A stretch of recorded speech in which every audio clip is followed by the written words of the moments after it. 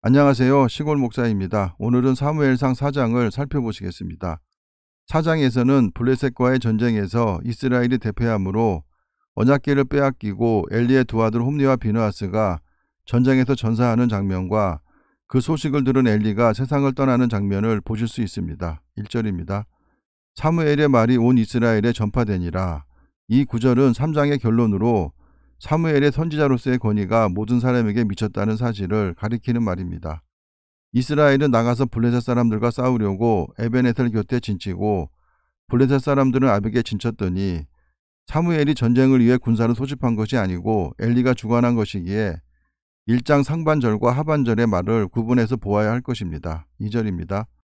블레셋 사람들이 이스라엘에 대하여 전열을 벌이니라. 그 둘이 싸우다가 이스라엘이 블레셋 사람들 앞에서 패하여 그들에게 전쟁에서 죽임을 당한 군사가 4,000명가량이라.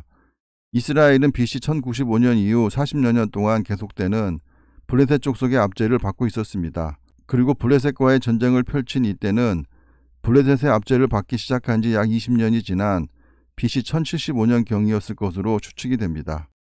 백성이 진영으로 돌아오매 이스라엘 장로들이 이르되 여호와께서 어찌하여 우리에게 오늘 블레셋 사람들 앞에 패하게 하셨는고 여호와의 언약궤를 실로에서 우리에게로 가져다가 우리 중에 있게 하여 그곳으로 우리를 우리 원수들의 손에서 구원하게 하자 하니 전쟁은 여호와께 속한 것이기에 하나님께 우림과 둠밈으로 물었어야 하는데 막연히 언약궤가 있으면 전쟁에서 이길 것이라고 생각하는 것 같습니다. 4절입니다. 이에 백성이 실로에 사람을 보내어 그룹 사이에 계신 만군의 여호와의 언약궤를 거기서 가져왔고 엘리의 두 아들 홈니와 비느하스는 하나님의 언약궤와 함께 거기에 있었더라. 여호와의 언약궤가 진영에 들어올 때에 온 이스라엘이 큰 소리로 외치매 땅이 울린지라. 블레셋 사람이 그 외치는 소리를 듣고 이르되 히브리 진영에서 큰 소리로 외침은 어찌 됨이냐 하다가 여호와의 궤가 진영에 들어온 줄을 깨달은지라. 블레셋 사람이 두려워하여 이르되 신이 진영에 이르렀도다 하고 또 이르되 우리에게 화로다. 전날에는 이런 일이 없었도다. 우리에게 화로다. 누가 우리를 이 능한 신들의 손에서 건지리요. 그들은 광야에서 여러 가지 재앙으로 애굽인을 친 신들이니라. 블레셋 사람들은 이스라엘의 신이 여럿인 것으로 알고 있습니다. 9절입니다. 너희 블레셋 사람들아 강하게 되며 대장부가 되라. 너희가 히브리 사람의 종이 되기를 그들이 너희의 종이 되었던 것 같이 되지 말고 대장부같이 되어 싸우라 하고 블레셋 사람들이 쳤더니 이스라엘이 패하여 각기 장막으로 도망하였고 살육이 심히 커서 이스라엘 보병에 엎드려진 자가 3만 명이었으며 블레셋과의 전쟁에서 4,000명의 군사를 잃은 이스라엘이 하나님의 궤를 갖고 오게 되면 싸움에서 이길 줄 알고 궤를 갖고 왔는데 3만 명의 군사가 또 죽었습니다. 3만 명이면 이스라엘 한 지파의 장정수에 해당합니다.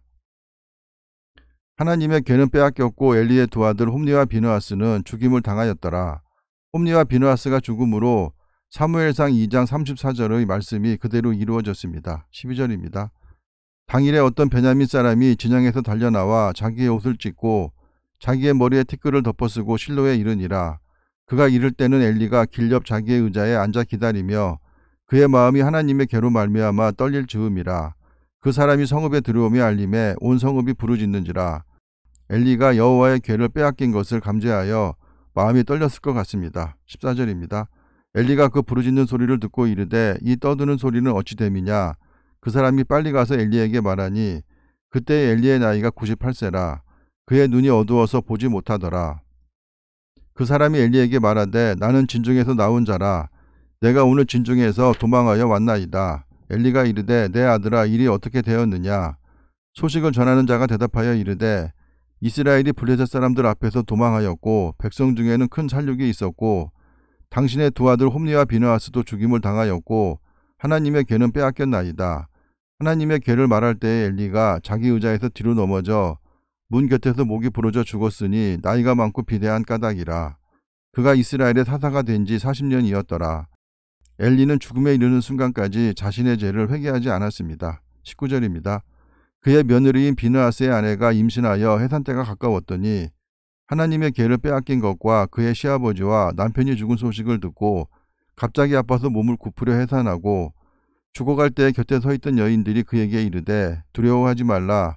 내가 아들을 낳았다 하되 그가 대답하지도 아니하며 관념하지도 아니하고 이르기를 영광이 이스라엘에서 떠났다 하고 아이의 이름을 이가봇이라 하였으니 하나님의 궤가 빼앗겼고 그의 시아버지와 남편이 죽었기 때문이며 이가봇은 영광이 떠났다라는 뜻입니다. 또 이르기를 하나님의 궤를 빼앗겼으므로 영광이 이스라엘에서 떠났다 하였더라. 엘리의 며느리는 자신의 아이에 관한 관심보다는 나라에 대한 걱정으로 탄식하였음을 볼 때 진정한 신앙심과 애국심을 지닌 여인으로 보입니다. 엘리가 아들을 잘못 키웠으나 며느리는 제대로 된 사람을 얻은 것 같습니다. 엘리는 블레셋과의 전쟁에서 대패함으로 자신의 두 아들을 잃고 또한 언약궤를 빼앗겼다는 소식을 접하고는 세상을 떠났습니다. 엘리가 자신이 자식을 제대로 키우지 못한 것을 진정으로 회개하고 하나님께 용서를 빌었더라면 두 아들이 동시에 죽고 수만 명의 백성이 죽음을 당하지 않았을 것이기에 아쉬움이 많이 남습니다. 감사합니다.